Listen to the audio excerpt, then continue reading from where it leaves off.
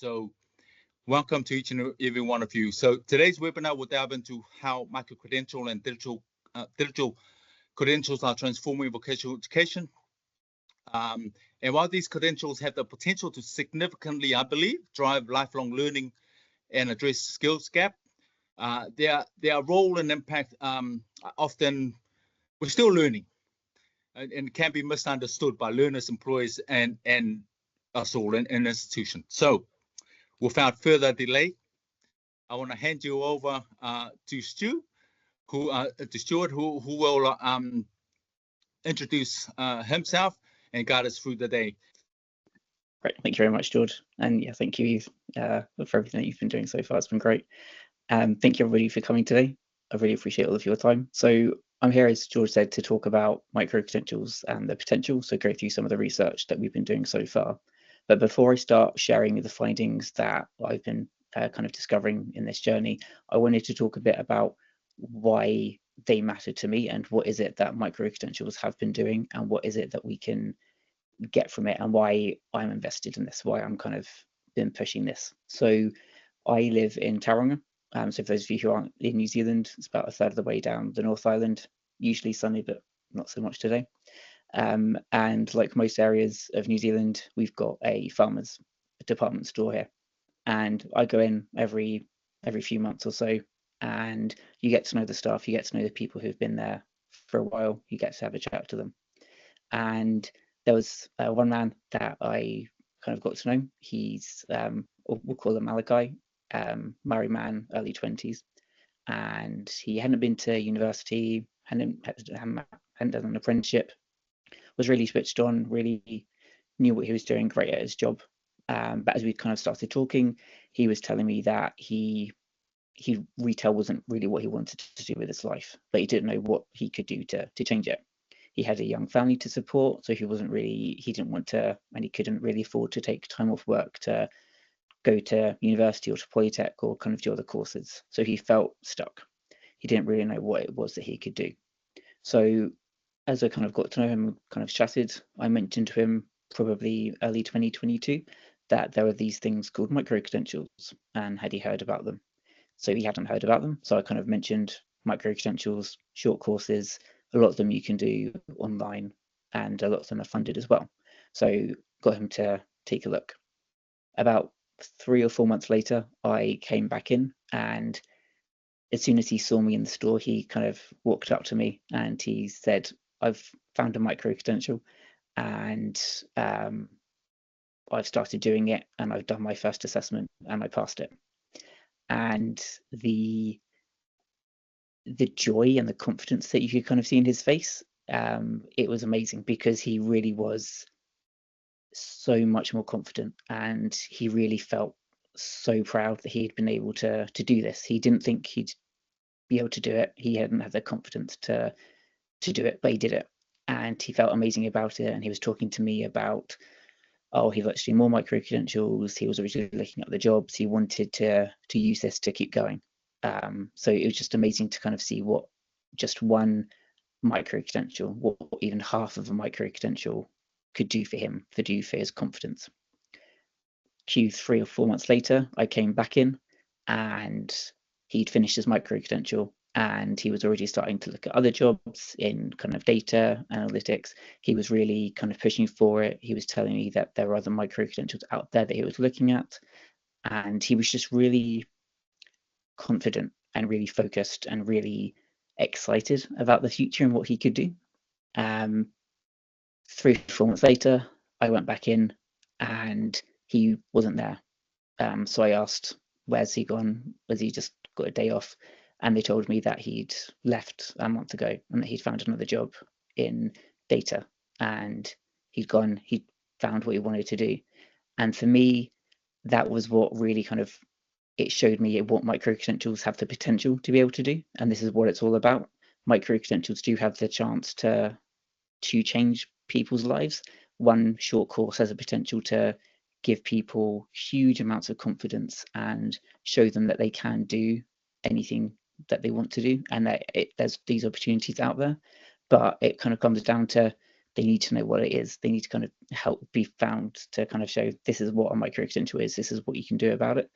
So for me, whenever I'm thinking about this type of research and thinking about micro-credentials, it comes back to people like Malachi in terms of this is what he was able to achieve from one micro-credential, from one intervention, and it changed his life.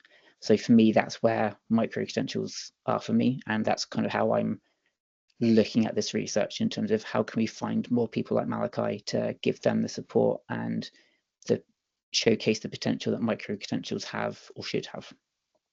So on that note, I'll share my screen, he says confidently, and hopefully we can find out and I can kind of take you through the research that I've been doing and build up from there. So I've spoken about Malachi and what those kind of credentials look like, but I want to kind of go back to how do we define credentials. So in New Zealand, it's really simple because the New Zealand Qualifications Authority and the QA have created a definition which has been in place since 2018, and they define a micro-credential as a course shorter than qualification that's between 1 credit, which is 10 hours, and 40 credits, which is 400 hours. Conversations around whether or not I find that micro is probably for another time, but it's at least a definition that's out there. Micro-credentials are quality assured by NZQA and they get credits. So there's that recognition. Employers, learners know what a credit is. So having micro-credentials using those credit system makes a lot of sense. A digital credential is just anything that is a kind of certificate or a recognition, but isn't paper-based. So you can have PDF certificates, you can have digital badges. They're all kind of classed as a digital credential. A digital badge is a type of digital credential. It's a clickable image, which once you click on it, you, so like with Malachi, for instance, he had a digital badge for his micro-credential. You click on it and it comes up with a description of the course he took, the list of skills he earned to get the course, and what he had to do it. So he had to do 2 assessments, for instance. It listed that there. It was a verifiable and secure credential, so the employers or prospective employers knew, okay, this is all right, this is what Malachi genuinely did. And it's shareable. You can share it on social media, you can share it with employers, it's out there. It's kind of how most people in the world define it. One of the issues that we found is a lot of people see micro and digital credentials as interchangeable terms. So that's where there is some of that difficulty.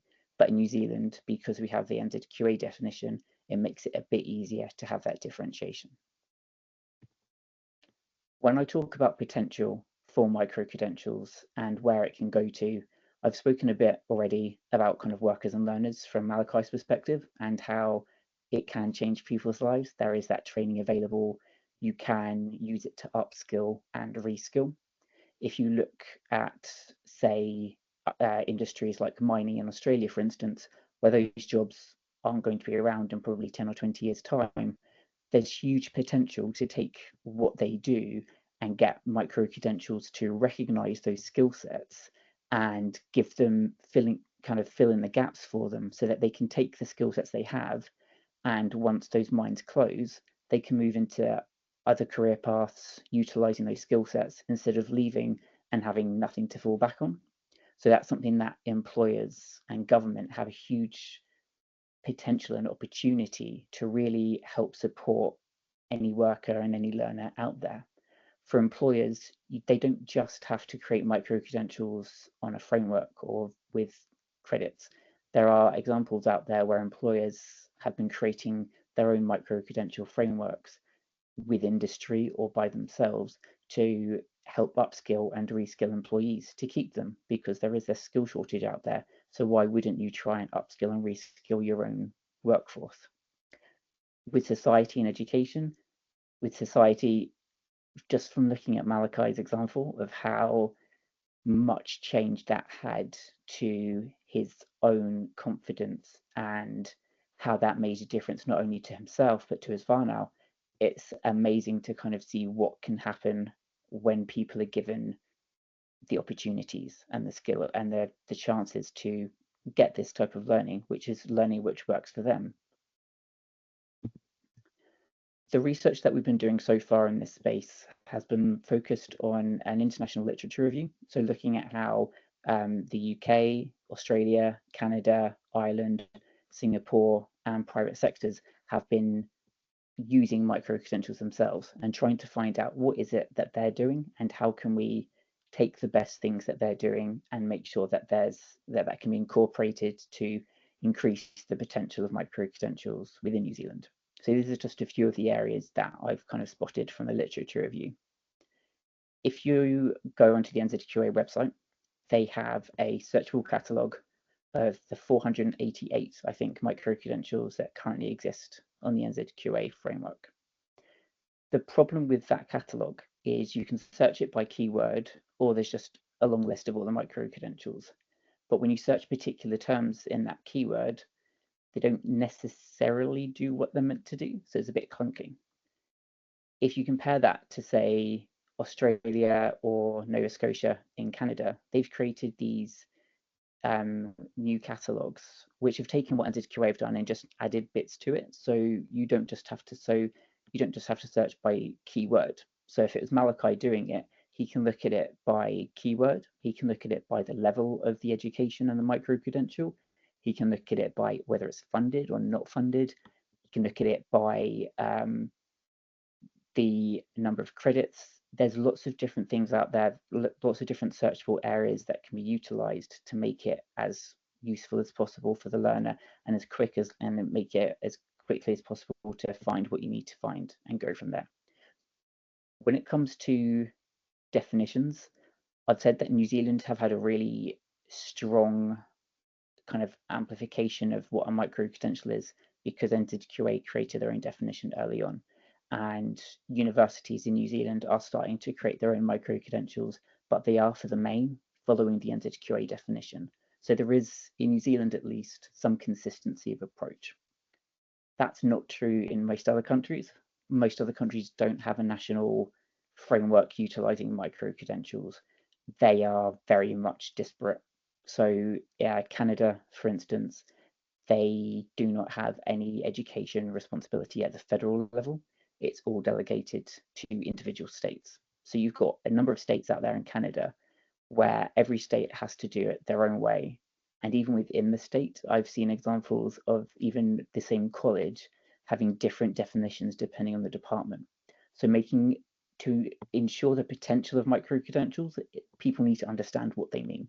And right now, in most countries and most regions, there isn't that understanding because they mean different things to different people in different departments. There isn't anything out there that really covers that properly. This then goes down to the local and the regional level. So what I found is not only micro-credentials at the national level, but in the UK, they've devolved some funding to local councils and regional bodies. So I wanted to just highlight Kingston Council which is a borough in London. They've been given funding, and what they've done is they've created micro and digital credentials for learners and workers within the Kingston area. With those, there's about, I think there's 10 or 20 micro credentials at the moment.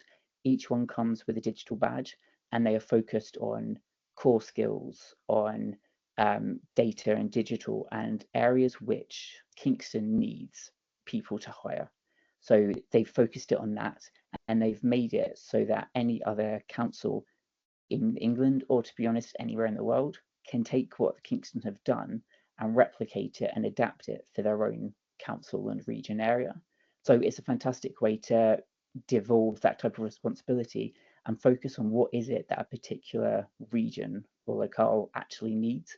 So if Malachi, for instance, was in Kingston, he could look at those micro and digital credentials and see, okay, what is it that people in Kingston, what is it that employers or industry in Kingston actually need?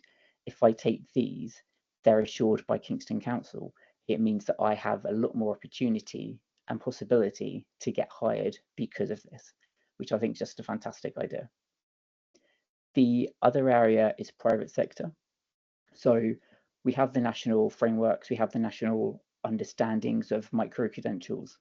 But in addition to this, we have individual industries or companies who have decided to not use the official definition and just do it themselves. So in Australia, the Engineering Australia Group, which is an industry association focused on engineering, they didn't like the Australian definition of micro-credentials.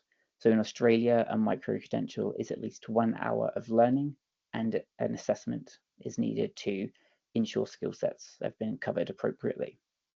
Engineering Australia didn't like that because they wanted to be able to have recognition of prior learning for those workers who have the skill sets, have had the skill sets for decades, they just haven't had the opportunity to get those skills recognized.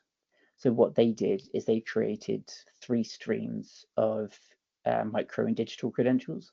So you could have one stream for a brand new learner who hadn't done anything within this particular skill set. They would undertake the learning, they'd get assessed, you'd get your micro credential and your digital badge to share to showcase that learning. You'd then have the second stream, which was people who had some of the skill set but not all of it. They'd get a top-up piece of learning, an assessment, and then they'd get their micro and digital badge. The final stream are the ones who already have the skill sets, they have the knowledge, they show that they present a portfolio to show that they have that understanding and that knowledge, they then get their micro and digital badge. I just found that those 3 streams and the potential within those streams to be able to cover anyone was really powerful, because it gives a lot of people who have these types of skill sets more opportunity to be able to showcase these skills, so that if their career does change, or if they are laid off, or if AI or whatever else happens changes what they can do, they still have something to fall back on as a recognition of skills that they actually have to take them on to other jobs in the future. So this is quite interesting. These are statistics that TEC gave me, showing the number of funded learners that have been enrolled in micro-credentials since 2019. As you'll see, from 2019 to 2022, there's quite a good rise, and it got up to a peak of just over 9,000 enrolled learners. And then in 2023, we dipped down to under 7,000 learners. I asked TEC why this happened, or is there any rationale for that? And they couldn't tell me. They said that the funding hadn't changed, so it must be something to do with industry demand. Now, if you think about it, New Zealand is a country of 5 million people. There are, last count at the end of 2023, just under 3 million people currently working in New Zealand, and only 7,000 of them enrolled in a funded micro-credential in 2023, which I find crazy, because as we've kind of seen with Malachi, there is so much potential to help upskill, reskill, help make change, and yet 7,000 had a micro-credential in 2023. There are, of course, non-funded micro-credentials. There are ones which you might not call a micro-credential, but are still a short course out there. So it's probably a bit higher, but I still find it incredible that those types of statistics are existing right now. My hope is that by 2030, for instance, we've got at least 20,000, if not more, people enrolled each year. If they're short courses, then maybe 5, 10, 20 credits.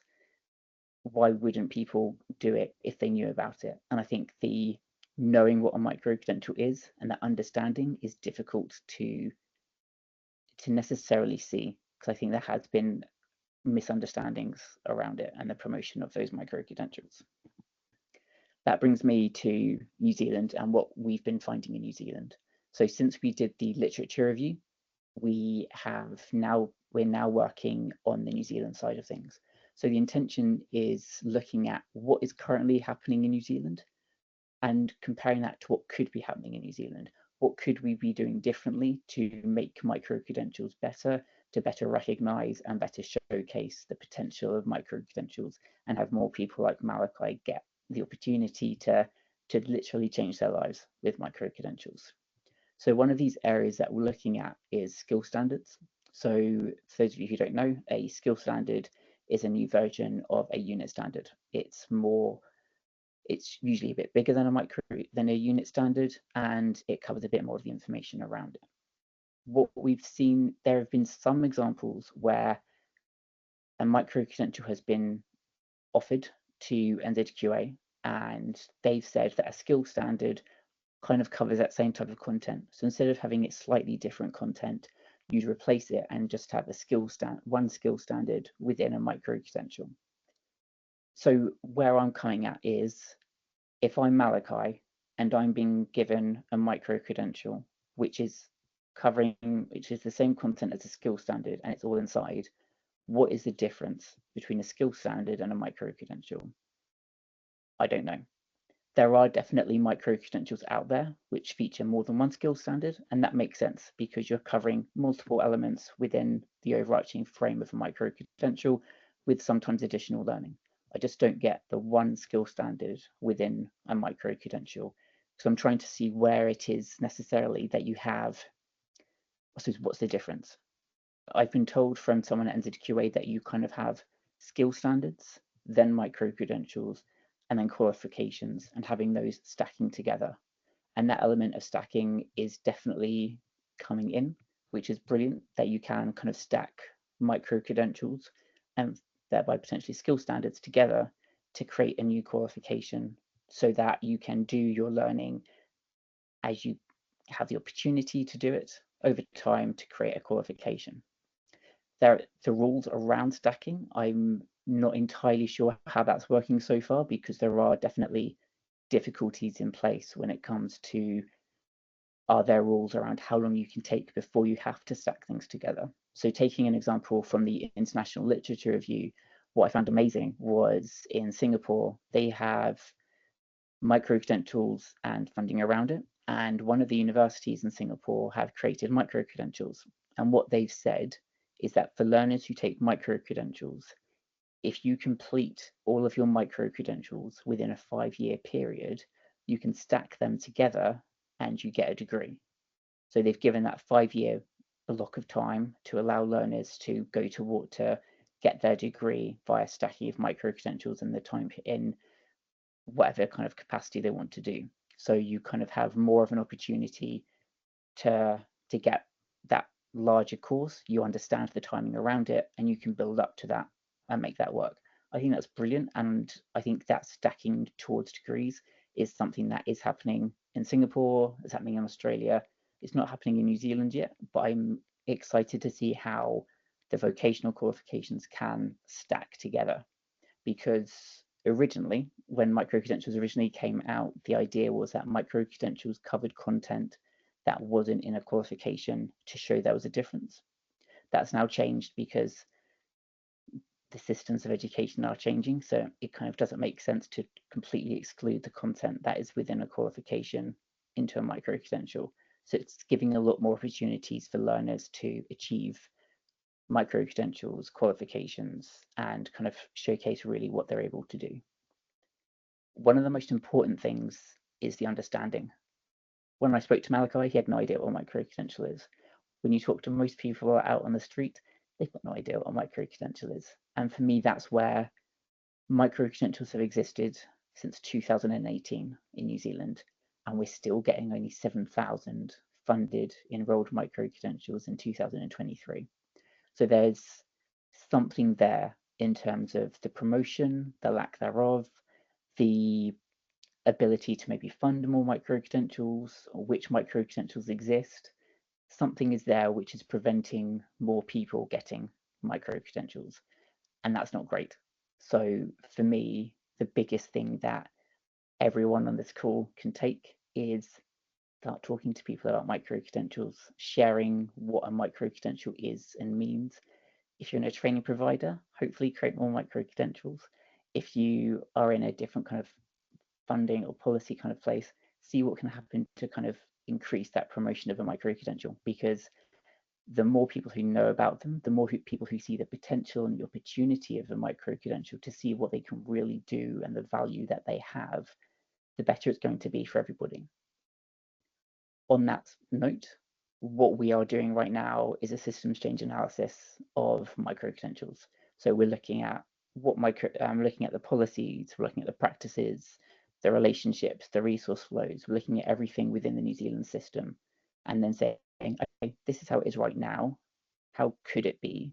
How should it be? And talking to industry, talking to education, talking to government, talking to anyone who will listen to us and anyone who will talk to us to find out what it is that's out there and what is it that people would like and why. So anyone and everyone who is on this call, I would love to hear from you and talk to you and find out from you what you think a micro-credential should be like, your experiences with how micro-credentials have been, if there are things that are missing that you think should be in there, looking at what exists and what could exist, because I think there's so much potential and opportunity with micro-credentials to transform and change lives in the vocational sector, in the higher education sector, in kind of every sector. And we just need to promote that more and increase, hopefully, the funding more, but also looking at it from an industry perspective. What is it that industry want from a micro-credential? Do they see it as more lifelong learning, which I think is probably the way micro-credentials work best? Micro-credentials can be in person, but a lot of the time they are online at your own pace, usually over a set period of time. But that gives the learner, like Malachi, the confidence, the opportunity to then think, okay, I've done this micro-credential. I could go on to a different micro-credential. I could go on and build something different. And I think that's where there's huge opportunities to take this and run with it. So before I finish, that is my email address. Take a screenshot, take a note, and I would love to hear from you and find out from you your opinions on what a micro-credential could be like, any issues you might have had with micro-credentials, anything that you think is great about micro-credentials, so that we can really build a piece of research together that can showcase how much potential a micro-credential has if we get the parts right. Because I think from everything I've seen so far, there's so much opportunity there and it has changed lives. I have seen it firsthand, the amount of change just one micro-credential can do. But I think there is so much more that we can do with micro-credentials. We just need the chance to do it. So I'll leave that on a high note and think we've got some time for some questions as well. So thank you very much for listening, and we will, and hopefully send me an email and we can have a chat and go from there. Thank you. Kia ora, Stuart. You know you're in a good room in a quarter, or you think, and I'm thinking to myself, Stuart, are you finished already? I'm still warming into this, mate. But thank you. Hey, whānau, please, kōrero mai. And if we can support with any questions that might be coming through the chat, that'll be helpful. But please, kōrero mai. You have Stuart right here in the room with us. Fire away. The invitation is there. Thank you so much, George. Thank you, Stuart. I might start, if that's okay, Stuart. There's been some great conversations in the chat. There's been some sharing of links by some of the NZQA crew that are online with us today. So really grateful for their attendance and for the sharing of their knowledge and resources. There's a couple of questions already, which I might just start by reading a couple out to you, Stuart, if you want to address them. So we have, how do micro-credentials that are stacked for degrees differ to the individual degree papers? So there's not happening in New Zealand right now, but in Australia, for instance, there are people who you can't take everything from you can't stack just micro-credentials into degrees, but what they found is maybe smaller courses they've created, which you might get like 3 micro-credentials equals 1 overarching course within a university degree. So I think they've tried to maybe make it more of where you get a minor in a university degree, taking that section and putting that into a degree rather than the overarching content. But I think it kind of changes depending on the university that you're at. Thank you. How do we encourage employers and industry to support, both financially and time-wise, workers to gain micro-credentials? I think showing the value of it and the potential for it, and looking at where it makes sense to them. So if you're looking at the moment, there's a massive skill shortage. You can't, and there's a lack of people out there with those skills. There aren't many people. There's a low unemployment rate. you have to train or upskill the people you have, otherwise you're going to lose them and make it even worse.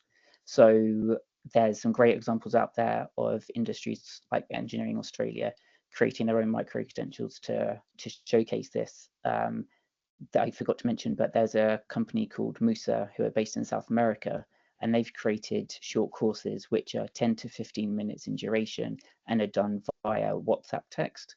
So you could basically get all of your crew to create, to do half of their lunch break could be learning a micro-credential, and it can be done over 10 to 15 minutes. You know, they're usually between 2 sessions and up to 20 sessions. So you can do it in so many different and varied ways and in really short periods of time with assessment, and that can just make such a huge difference to your workforce. So very much necessity is the mother of all invention. Yeah. We've got a couple more questions, but I will just throw to Chris Berenson, who has his hand up. For those of you that have put your questions in the chat, we will keep going through them. If we run out of time, we will answer your questions via email afterwards. Chris, go ahead, please. Kia ora. Thank you very much, and thank you for your time. I'm working on contract for the Ministry of Education, and my question relates to particularly level 2 and 3 micro-credentials. I've got a list in front of me of the organisations within New Zealand that currently offer a level 2 or 3 micro-credential, and there's not many of them. Quite a few of them are organisations associated with Te Pukenga. So some polytechnics, for example, Western Institute of Technology in New Plymouth. There's some PTEs, Industry Training Solutions, for example. But there are very many famous, well-known polytechnics that are not offering currently micro-credentials. And I wonder why that is. And I wonder if, Stuart, you would clarify for us the funding position around getting funded for micro-credentials, because there's, I think, a little bit of confusion amongst us as a group today about how they're funded, and does TEC fund them? Are they? What does it take for an organisation to get funding to deliver a micro-credential, and why are there not more polytechnics? And because, of course, we're under a huge period of change with the polytechnics coming out of Te Pukenga again. Why are there not more level 2 and 3 micro-credentials currently? Thank you very much. Thanks for that, Chris. Great questions. Yeah, TEC does fund micro-credentials. They don't fund all micro-credentials. So it kind of comes down to, I think when you're submitting your application to TEC, it comes down to the wider need. So they kind of do an analysis of how many micro-credentials they can fund in a particular year or cycle, and where that particular need comes from within their highlighted groups. So there's only a small amount, I think, of micro-credentials that can be funded that way. So I think that's where there's the issue of there needs to be more funding available, because training providers can't afford to necessarily create micro-credentials, because if they don't get funding and they're only, say, 5 credits maybe, they're not going to get much money back from the learners' fees. So how can they afford? And if there's only a small amount of learners taking that micro-credential because they don't know what they are, it kind of, there's that cycle of, of understanding. If you don't get the funding from the ATC, you can't promote it, you can't get the learners, it kind of all goes in together. So I think that's where there's that doubt at the moment as to how that's funded. So I think it would be great if they can't be done that way. I do know that like your Apples, your Amazon, people like that are funding micro-credentials if they fit in with what they want to do.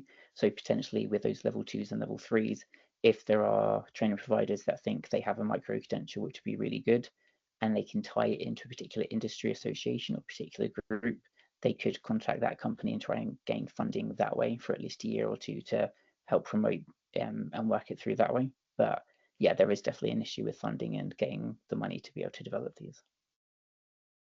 Great. Sure, Chris, thank you for that. Thank you very much. Thank you. Stuart, some more questions on digital badges. So this is a 2-part question. Firstly, do you feel that digital badges can help lower the threshold for learners who are not yet ready to engage in a short course offering micro-credential? And then the second part of the question is, what is the role of digital badges in relation to micro-credentials? So a digital badge in itself is just an artifact to show recognition. So you could get a digital badge for a micro-credential, but you could also get a digital badge for a degree, for mountaineering, for any kind of anything. So digital badge is about a recognition of skill sets. You can get that quality assured by a provider. There are some areas where you're able to issue your digital badges to yourself if they're kind of in a particular sort of stream. So I see digital badge more as a recognition of skill sets rather than as something else. I think you can get digital badges which are third-party quality assured, and they hold more value because employers can say, oh, okay, I've seen that this is done by multiple people. There's more value here because I can trust what this is saying. Do you want to remind me of the other question, Neve? It was, so I'm just scrolling back up to find it. Do you feel that digital badges can help lower the threshold for learners who are not yet ready to engage in short course offerings? No, not in and of themselves. I think it will depend on what the content is and where that digital badge has been issued from. So a digital badge is just another method of certification. So if that's a collection of skill sets which helps with gaining extra skills, then yes, I'd say you could create, I say that could help, but it definitely depends on who is issuing that digital badge. I think the one of the best examples perhaps for the what a digital badge is the example that the Scouts of America have moved now. You'll have seen perhaps in the cartoon Up, amongst other things, you'll have seen they had a sash or little buttons on their jackets. Well, all of those buttons now have moved to digital badges. Yeah, which is amazing, because I think especially with the Boy Scouts, you're getting lots of skill sets which in and of themselves they don't necessarily mean much to people, but if you're getting them digitally badged and assured, then when they go for their first jobs or go to like college or university, they have a whole collection of skills that they can then take and showcase and help them get those first jobs and get into other education and then build up from there. So it's a great way to encourage learning.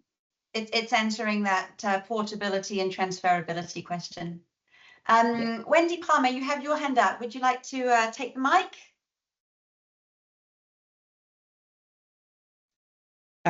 Thank you. And thank you, Stuart. Really enjoyed hearing about the examples of the different policies. I just wanted to ask a question, as I've started to look recently, and there seems to be two types of policy emerging. One is the carrot, where there's funding and there's support. And then the other is a few countries actually starting to require post-secondary institutions to provide either reskilling or upskilling programs or digital credentials for career possibilities. And I just wondered whether you'd seen much of that, I suppose, policy around higher ed or vocational institutions actually being required to provide short courses for people, and how that might have played out. I haven't seen them being required to make them, but I think I've seen a lot of universities moving in that direction, because there's lower enrollments in some higher education areas, and they see micro-credentials as an alternative method of funding and gaining opportunities that way, and potentially encouraging learners to go from micro-credentials and short courses to their degree formats. So I haven't seen much of the other way, but I definitely see it as a huge opportunity for kind of higher education companies wanting to make micro-credentials. Thank you. Thank you, Wendy. We've probably got time for just maybe one more question, and there's a late addition to the chat which has garnered a couple of interesting reactions already. Could you please elaborate on how skill standards differ from micro-credentials? The latest skill standards seem to have everything for a micro-credential, brackets, learning outcomes, indicative content, etc. Mm-hmm. That's a good question, and one that I'd love to find an answer to myself, because I think that's where there's that difficulty of understanding where is it, because I think I have seen micro-credentials which are just one skill standard, so what's the difference? And I don't necessarily know. I think where you have multiple skill standards, in a micro-credential, that makes sense. You kind of have a micro-credential as an overarching container, but where you can have just one skill standard and a micro-credential, I don't really get where the difference is. So that's one of the questions that we're taking to the QA to try and find out more about how they see the differentiation between skill standards and micro-credentials and where that potential and value piece is within both of them. Yeah, and understanding the different user case scenarios for the different products. Yeah, appreciate that. Thank you very much, Stuart. We apologise if we haven't got to your questions yet, but as I indicated earlier, we will endeavour to answer them via email after this, and you'll be receiving the recording and the slides in the coming days. So thank you very much, everybody. George, I'll hand back over to you. Pai, hey, look, and just on behalf of each and every one of us who are in the room today, Stuart, thank you so much for your knowledge, your wisdom, and your willingness always to lean in and seek more in this particular space. What I really like, perhaps I can say beyond the knowledge that's been shared, is your constant anchoring to Malachi, because you'll know, and he will know, and those who have been journeying with us, these research are meaningless. They're beautiful and look all these, bells and whistles, but they're meaningless if they're not transformative enough to reach the people it needs to reach. So thank you so much, Stuart, for consistently anchoring Malachi into the kōrero today, because I think that's the thing that, in essence, drives home the message of how this particular micro-credentials can be transformative in the spaces that we're all serving at the moment. So thank you so much, Ehoa. And whilst on one side, I do know as a systems practitioner, there are variations to why these things are being held in place that are not enabling us to move as fast as we could. There are policy issues or challenges, the conditions around their practice and resource flow. I want to go back to a earlier quote, and pull out Tara, who basically said, it seems like a no-brainer. So I think that echoes what I feel like what's been said in the room. So again, for those of you who are new to us, please go onto our website. There are various artifacts in there, a research project that we're undertaking. And as Stuart has demonstrated today, all with that, deeply in our hearts, want to convert our mahi into something meaningful for the people of Aotearoa. So thank you, everybody, and we hope you will join us again as more webinars will be coming on site. So thank you so much. Ngā mihi nui.